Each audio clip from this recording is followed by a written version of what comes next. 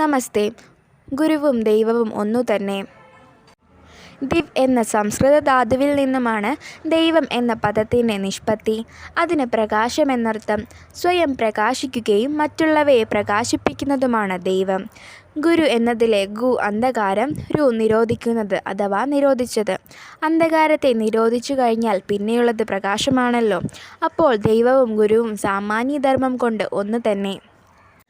നമിക്കുവിൻ സഹജരെ നിയതമി ഗുരുപാദം, നമുക്കിതിൽ പരം ദൈവം നിനക്കിലുണ്ടോ. ആയിരത്താണ്ടുകളായി ആർത്തരും അവശരും ആലംബഹീനമായി കിടന്നിരുന്ന ജനകോടികളെ ശ്രീനാരായണ ഗുരു കൈവിടാതെ കാത്തുരക്ഷിച്ചു. അവർക്ക് ശ്രീനാരായണ ഗുരുവിനപ്പുറത്ത് ഒരു ദൈവത്തെ സങ്കല്പിക്കുവാൻ സാധിക്കുകയില്ല. ഈ രാജ്യത്തുള്ള ലക്ഷക്കണക്കിന് ശ്രീനാരായണീയരുടെ വികാരമാണത്. ശിവഗിരിയിലെ സന്യാസി സംഘത്തിൻ്റെയും നിലപാട് ഇതുതന്നെയാണ്. മാത്രമല്ല, ലോകമെമ്പാടുമുള്ള മുഴുവൻ ശ്രീനാരായണീയരുടെയും സങ്കല്പം ഇതുമാത്രമാണ്.